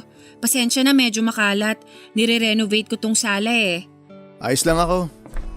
Upo na ako ha. Alam mo, hindi mo naman kailangan pahirapan ng sarili mo para kontakin ako eh. Ibigay mo na lang kasi sa akin phone number mo para hindi ka na nagdidikit ng sticky note sa pinto ko. Sabi ko naman sa'yo, hindi ko basta-basta binibigay ang number ko, di ba? Pati sa akin? Hindi naman tayo bago magkakilala. Basta! Sandali, diyan ka lang. May aayusin lang ako saglit. Mukhang buong araw ka busy ah. Wala ka bang pasok kanina? Nag-off ako ngayong araw. Kailangan ko na mag-ayos dito. Ilang araw nang makalat tong apartment ko eh. Kaya sinimulan ko nang mag-renovate. Mabuti naman nagkaroon ka ng time para mag-ayos dito sa unit mo. Kapagod nga eh. Dami ko palang gamit. Dapat pala yung iba itinapon o ipinamigay ko na. So, bakit mo pala ako pinapunta dito? Magpapatulong ka ba? May ipapagawa ka ba sa akin? Wala. Gusto lang kitang kausapin para linawin kung ano man ang meron tayo ngayon. Okay. Ano bang meron tayo ngayon? Alam kong nanliligaw ka sa akin. Teka, sandali. Parang hindi ko gusto kung saan papunta to ah. Unang salita pa lang, di na maganda pakinggan. Doniel, patapusin mo muna ako. Sorry, sige. Tuloy mo na. Gusto mo ko? Alam ko yon dahil yun naman ang pinapakita at pinaparamdam mo sa akin. Gusto rin kita, kaso hindi ko maibibigay sa iyo yung gusto mong mangyari. Ayaw mo ako maging boyfriend? Bakit? Huwag mo nang alamin, basta… Hindi sana pala nung umpisa pa lang humindi ka na. Bakit hinayaan mo pa akong ligawan ka kung wala ka naman palang planong sagutin ako? Sorry. Kaya kita hinayaan kasi hindi pagmamahal ang kailangan ko sa'yo. Ano? Pera? Wala ako noon, Iya. Hindi. Hindi ko kailangan ng pera mo. Kung hindi pera, ano pa? Wala naman ako ibang maibibigay sa'yo kundi pagmamahal lang. Meron pa. Lumapit ka rito.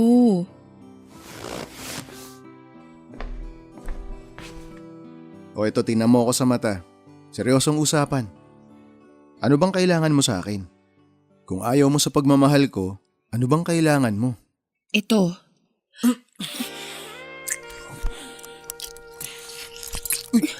Sandali lang, Iya. Anong ginagawa mo? Bakit mo ako inuhubaran? Ayaw mo ba? Siyempre gusto. Nagulat lang ako. Nag-uusap lang kasi tayo tungkol sa relasyon natin eh. Ganito ang klase ng relasyon na gusto ko sa'yo.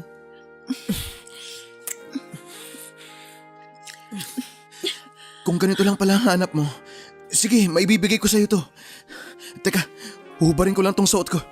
Pero huwag mong isipin na dahil may mangyayari sa atin, magiging tayo na. Hindi kita sasagutin, Doniel. Oo na, kahit wag mo na ako sagutin. Alisin na natin tong suot mo. Sige, dun tayo sa kwarto.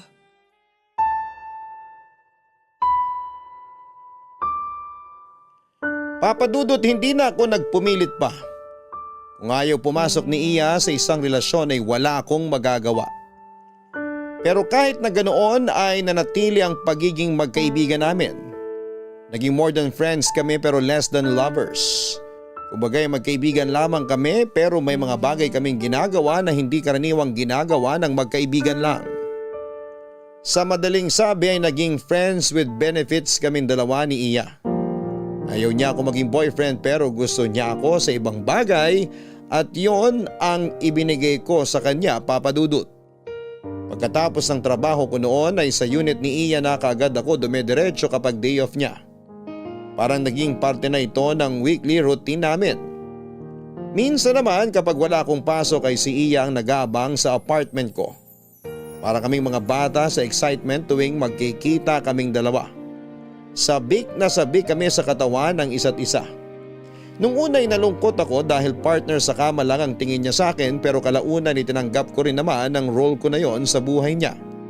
Wala naman akong karapatang magreklamo dahil kung tutuusin ay jackpot na ang isang tulad ko ang mga tipo ni Iya. Hindi man ako nakahanap ng girlfriend ay para na rin akong nagkaroon noon dahil kahit papaano si Iya nang nag-aalis ng kalungkutan na nararamdaman ko. Hindi na ako mag-isa. Kahit papaano ay nagkaroon ako ng tao na siyang nagpapa-excite sa mga araw ko. May napupuntahan na ako kapag bored ako at may nakakausap ng iba maliban kay Sarge. Yun nga lang, nagsimula ako magkaroon ng katanungan tungkol kay Iya. Nung isang araw na magkasama kami ay isang lalaki ang bigla na lamang umeksena sa buhay naming dalawa.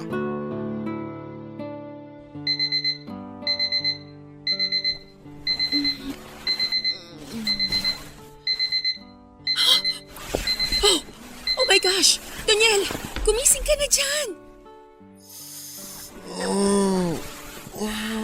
Hoy! Gumising ka na dyan! 4:00 na pala! Kailangan mo nang umalis! Dito muna ako. Mamayang gabi pa naman pasok ko eh. Kailangan mo nang umalis ngayon din! Bakit? Dito muna ako. Lika, kadal tayo dito. Bumangon ka na! Aray! Ba't mo ako pinalo? Sakit nun ah. Ano, gising ka na ba? Oo, pati kaluluwa ko gising na. Pero may isa pang nagising. Gising na gising. Gusto mo ba makita? Huwag ngayon. Kailangan mo na talagang umalis. Bakit? Dati may bebe time tayo tuwing umaga. Next time na lang. Ba't mo ba ako pinapaalis? Ang aga-aga pa eh. Tingnan mo nga oh, di pa maliwanag sa labas. Basta, umalis ka na, dali! Nasaan na ba yung mga damit mo? Eto, isuot mo na tong boxers mo. Grabe ka naman sa akin. Para akong asong pinapalayas ah. Sorry na, magbihis ka na kasi. Bakit muna? May bisita ka ba? Oo! Sino naman? Huwag mo nang alamin, ano ba naman yan, Doniel? Oo na, eto na. Ganda ng tulog ko eh. Nasaan yung t-shirt at pantalon mo? Hindi ko alam. Nasa sala yata. Halika na! Lumabas na tayo ng kwarto! Ayun yung damit mo. Ang kalat-kalat mo kasi. Oh, ba't kasalanan ko? Ikaw naghubad yan sa akin kagabi. Oo na. Dami mo pang sinasabi. Pulutin mo na yung mga damit mo, magbihis ka na tapos umuwi ka na. Anong oras ba kasi darating bisita mo? Hindi ko alam, paparating na yun anytime. Ipakilala mo na lang kaya ako sa kanya. Seryoso ako, Doniel. Hindi na ako nakikipagbiruan sa'yo. Gino-joke lang naman kita. Mukha ba akong natutuwa? Eto na nga, nagbibihis na. Sungit naman. Richard? Sino ka? Sino tong lalaking to? Ikaw, sino ka? Mali ka ata ng pinasukang unit. Tinatarantado mo ba ako? Ako? Tinatanong mo kung sino ako? Gusto mong basagin ko yung bungo mo? Sandali lang, Richard. Magpapaliwanag ako. Hindi! Manahimik ka! Wala kang ipapaliwanag! Ikaw hayop na lalaki ka. Sino ka ba talaga? Kaibigan ko siya. Galing sa trabaho. Nag-inuman kami kagabi kasama yung buong office namin. Inalasing siya kaya dito siya natulog. Ano? Hindi naman tayo nagiinuman Huwag ka nang magsalita. Ako ba pinaglololoko nyo, ha? Anong tingin nyo sa akin, bobo? Richard, kumalma ka muna. Huwag kang magalit. Bitiwan mo ako! Iya! Okay ka lang ba? Bakit mo siya tinulak? Hoy! Huwag mo akong kine-question.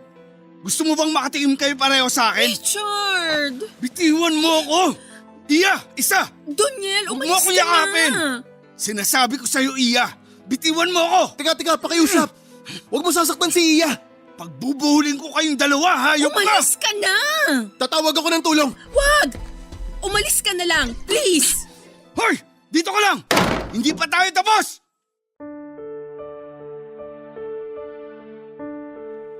Mabuti na lang at medyo maaga pa ng time na yon. Dahil kung hindi ay matinding iskandalo ang mangyayari.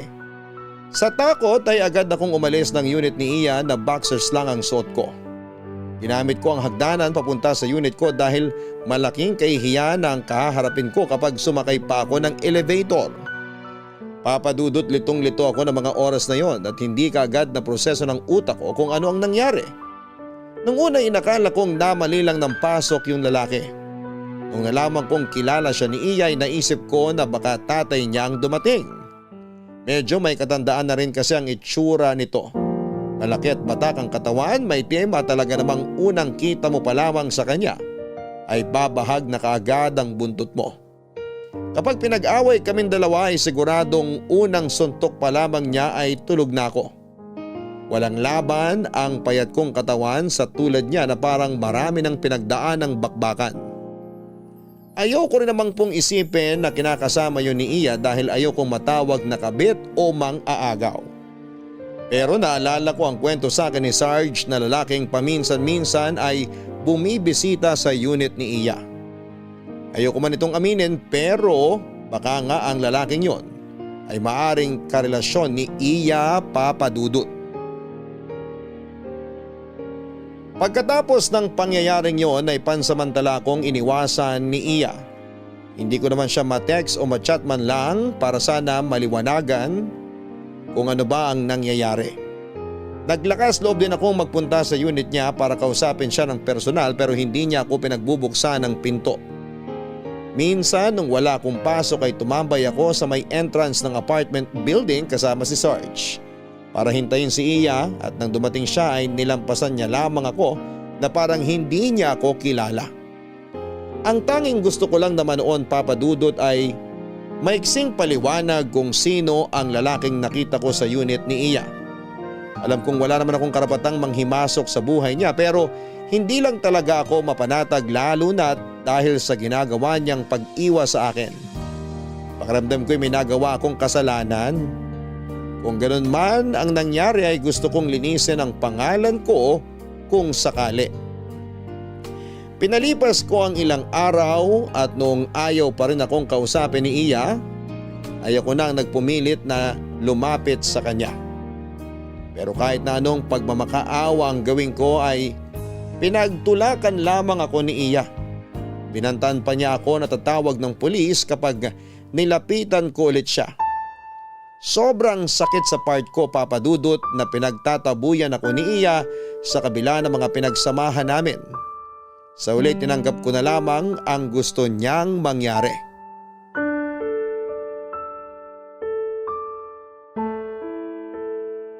Ano sa tingin mo, Sarge?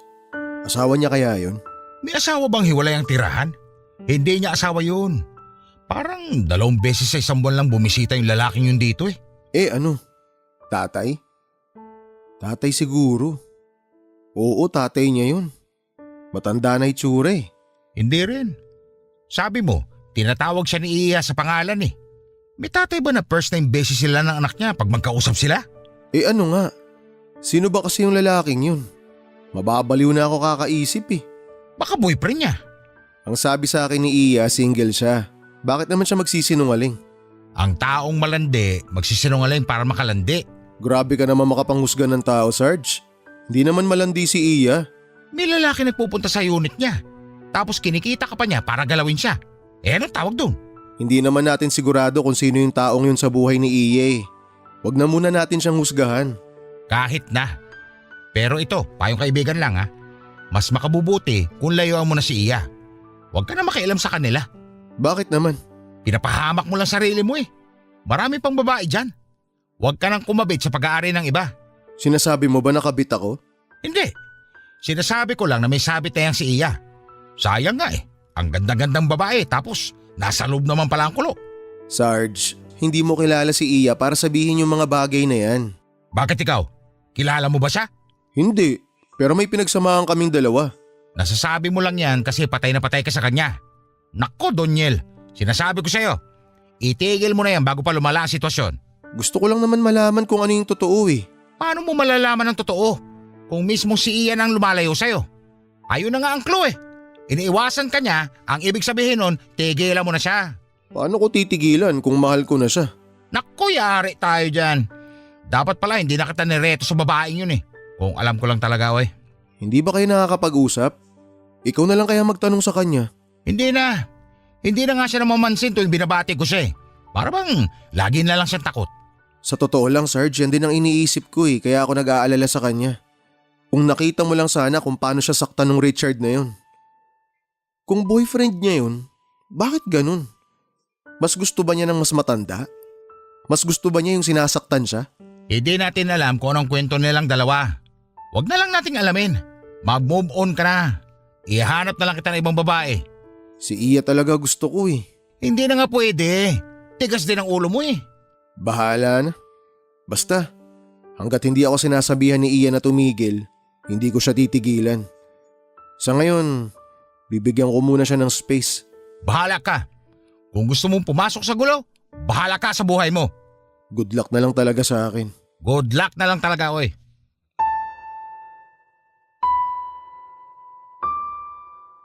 Sinubukan kong bumalik sa dati kong gawe, Papa Dudut.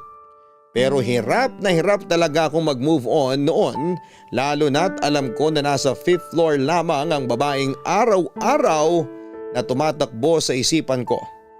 Alam kong wala namang kaming relasyon, pero sa mga araw na pinagsamahan namin ay nahulog na talaga ang loob ko kay Iya. Para akong nasa kalagitnaan ng napakagandang panaginip tapos ay bigla na lamang akong nagising.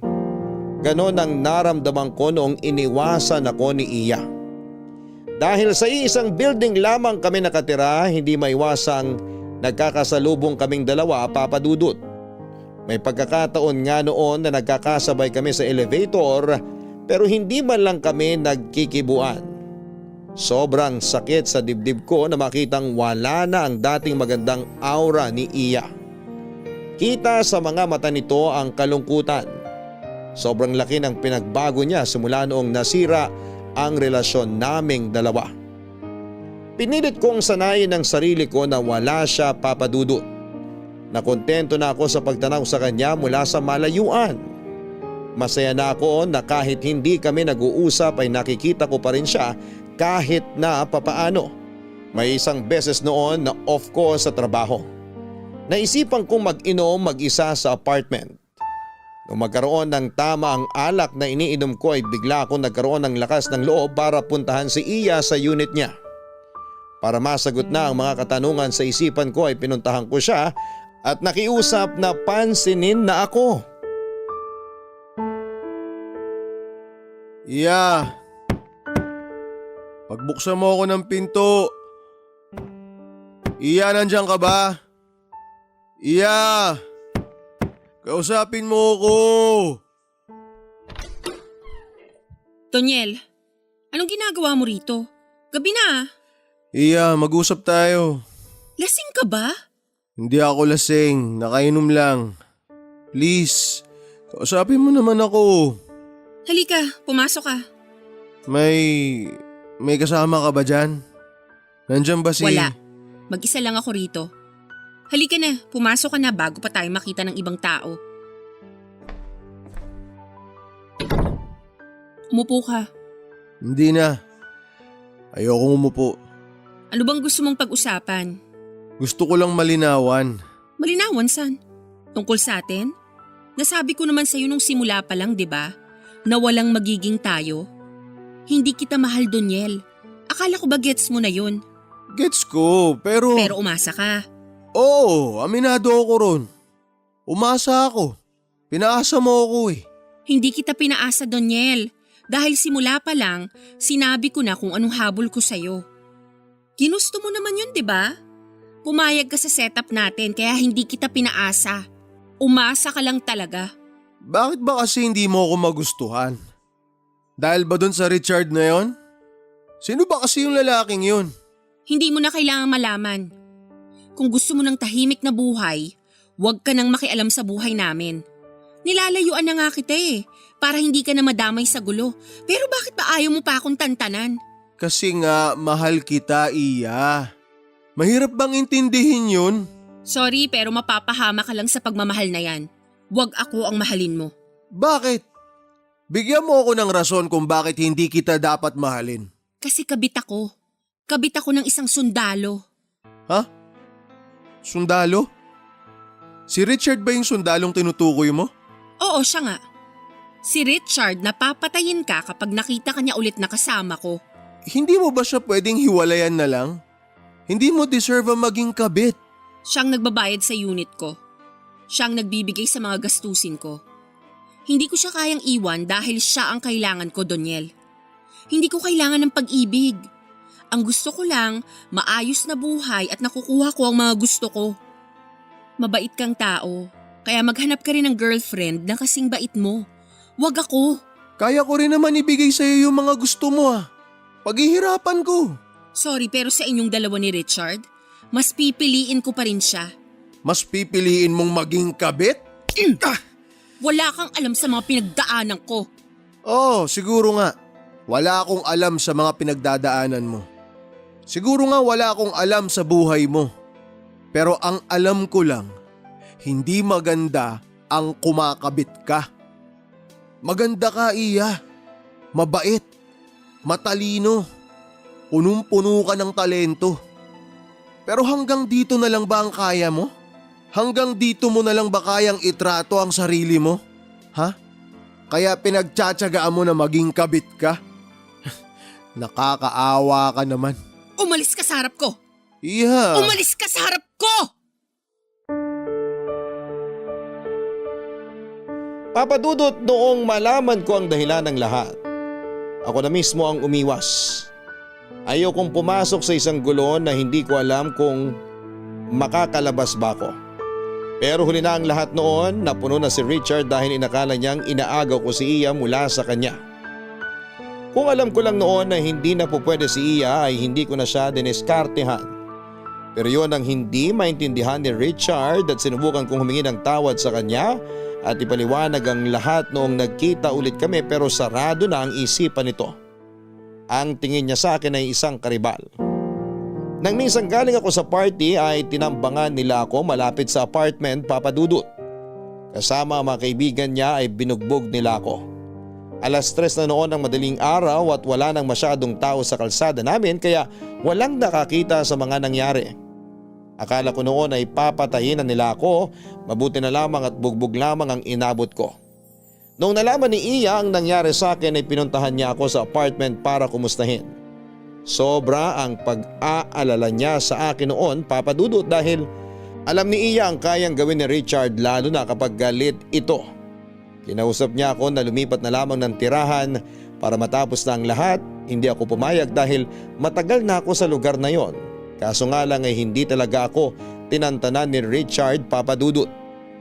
Kakatapos ko lang sa trabaho noon nang binisita ako ni Richard sa ospital mismo na pinagtatrabahuhan ko. Dinala niya ako sa parking lot at doon kami nag-usap ng masinsinan. Sobrang lakas ng kaba ko noon lalo na nung isang baril ang nilabas niya bilang panakot sa akin. Nang oras na yun ay alam kong wala na talaga akong laban. Kaya wala akong choice kundi ang umalis na lamang at magpakalayo-layo. Dahil sa takot ay umuwi ako sa Baguio at sobrang trauma ang inabot ko, Papa Dudut. Sa puntong nag-resign na rin ako sa trabaho. Sa tulong ng recommendation ng mga kakilala ko ay nakalipat ako sa ospital sa Baguio City at hanggang sa ngayon ay dito na po ako nakatira at nagtatrabaho. Hanggang ngayon ay hindi pa rin ako makapaniwala na nasira ang tahimik kong buhay dahil lamang sa isang babae. Pero thankful ako na nasa maayos na lugar na ako. Simula noon ay nawala na ako ng balita kina Iya at Richard at sa totoo lang ay wala na akong planong makibalita pa sa kanila. Masyado na pong mahaba ang sulat ko sa inyo, Papa Dudut, kaya dito ko na po tatapusin ang aking kwento. Maraming salamat po sa pagtampok ng bahaging ito ng buhay ko na kahit kailan ay hindi ko malilimutan. Ingat po kayo at sa lahat ng bumubuo ng Barangay Love Stories. Naway patuloy na maghari ang Barangay LS 97.1. Ang inyong forever kapuso at kabarangay, Doniel. Pag-ibig ang isa sa mga pinakadelikadong bagay sa mundo, mga kabarangay. Pwede ka nitong bigyan ng magagandang experiences sa buhay at sa parehong pagkakataon ay pwede mo namang ma-experience ang mga bagay na hindi kagandahan. Either bubuing ka o sisirain ka ng love. Minsan, ito rin ang dahilan kung bakit nagbabago ang isang tao. Kaya sana'y huwag nating gawing laro ang pag-ibig dahil mahirap kapag ito ay nakasira sa buhay ng ibang tao. Hanggang sa muli, ako po ang inyong si Papa Dudut sa mga kwento ng pag-ibig, buhay at pag-asa sa Barangay Love Stories number 1. Sabay-sabay nating pakinggan ang iyong kwento ng pag-ibig, buhay at pag-asa. Ipadala lang sa barangaylovestories@yahoo.com.